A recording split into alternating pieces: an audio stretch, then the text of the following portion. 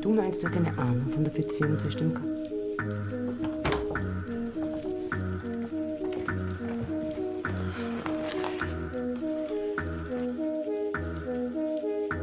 Film ini dimulai dengan ngeliatin seorang pemuda bernama Simon, yang tinggal satu atap sama pacarnya bernama Fabian.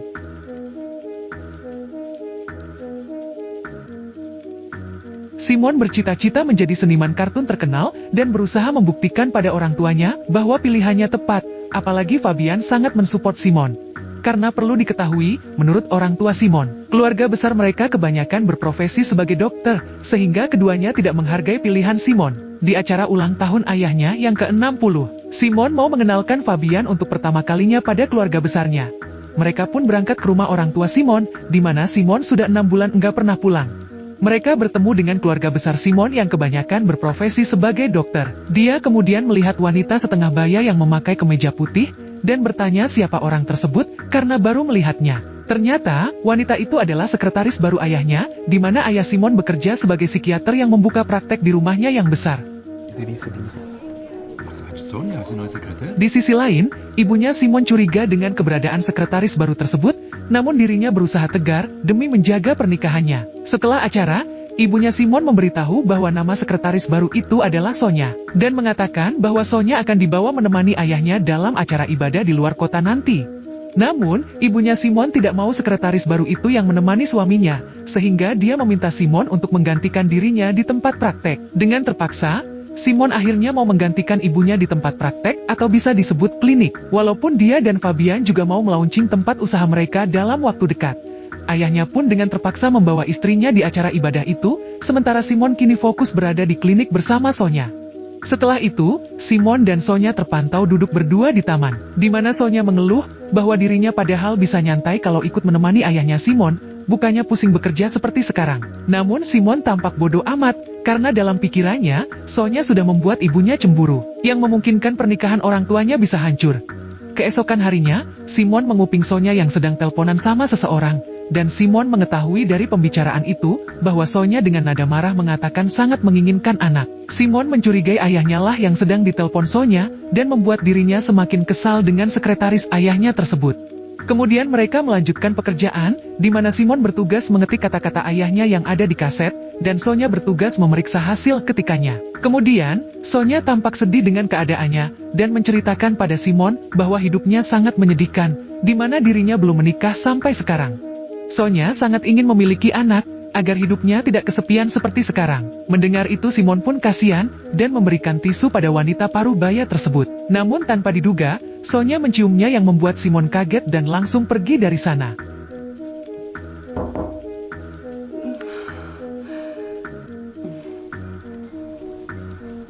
Simon berpikir, kok bisa kejadian tersebut menimpanya, padahal rencananya adalah menjauhkan Sonya dengan ayahnya. Setelah sampai kontrakan, Fabian mengatakan bahwa 2 minggu lagi tempat usaha mereka akan dilaunching, sementara persiapan belum 100% karena Simon sibuk di sana.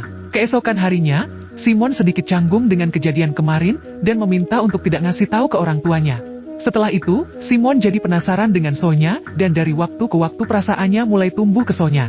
Karena keduanya sering bertemu. Saat Sonya pergi makan, Simon mencari informasi mengenai identitas Sonya, dan mengetahui bahwa Sonya sebelum bekerja dengan ayahnya merupakan pasien di sini. Sonya terdata merupakan pasien dengan gejala ingin mengakhiri hidup, namun berkat ayahnya, kini dia menjalani hari demi hari dengan bekerja, dan memiliki arti hidup. Keesokan harinya, Simon yang tidak sengaja mengatakan data pasien ke Sonya, membuat Sonya penasaran dengan apa yang ditulis ayahnya Simon tentang kesehatannya.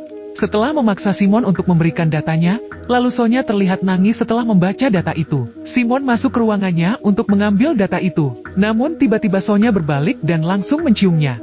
Kali ini, Simon bukannya menghindar kayak kemarin, malah cukup menikmati serta menambah gerakannya.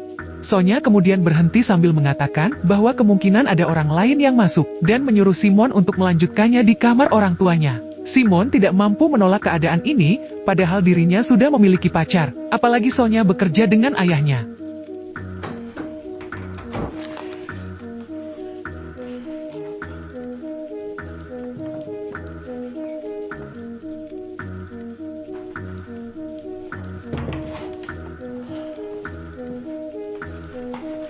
tidur, main HP mulu. Ayo, kapan tidurnya?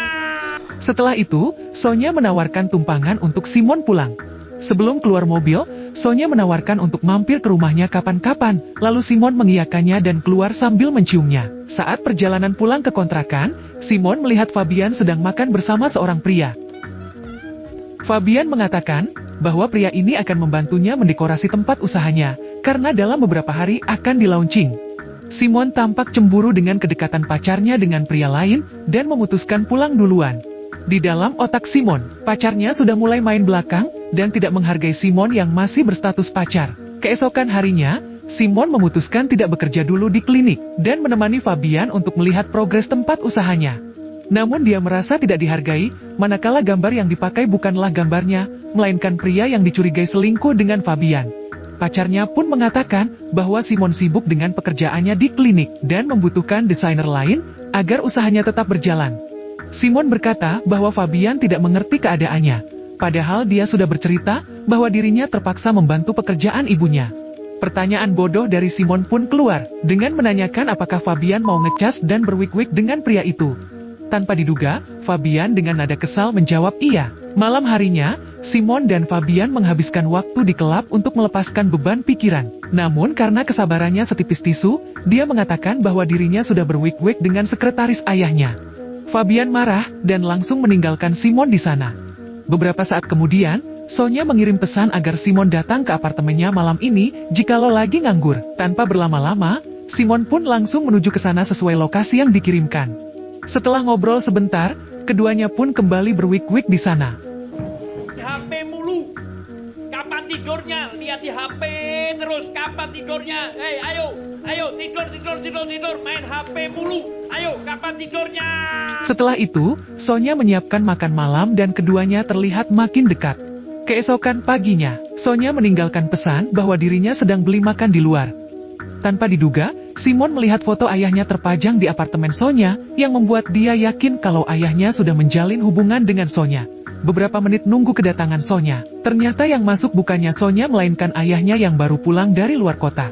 Keduanya terlihat canggung, dan Simon menanyakan sedang apa ayahnya di sini. Ternyata ayahnya meminjamkan apartemennya untuk ditinggali Sonya, dan kesini untuk mengambil buku. Dia kemudian memberitahu Simon, bahwa Sonya sangat ingin mempunyai anak, tanpa menjelaskan hubungannya dengan Sonya seperti apa. Sebelum ayahnya pergi dari sana, Sonya ternyata sudah balik dan tidak menyapa ayahnya Simon, melainkan langsung mencium Simon. Di depan bapaknya, Sonya bertanya apa Simon tidur nyenyak semalam, yang membuat Simon nyengir ke arah ayahnya. Beberapa waktu kemudian, ibunya tahu hubungan Simon dengan Sonya, dan langsung memarahi Simon. 10 bulan setelah itu, Sonya tampak sudah memiliki seorang anak. Saat bayi tersebut digendong oleh ayahnya Simon, tampak bayi tersebut nangis. Sementara saat digendong Simon, tampak bayi tersebut tidak menangis, yang menunjukkan bahwa Simonlah ayah dari anak itu. Terima kasih sudah menonton, pilih subscribe untuk video menarik lainnya, dan sampai jumpa di alur cerita film berikutnya.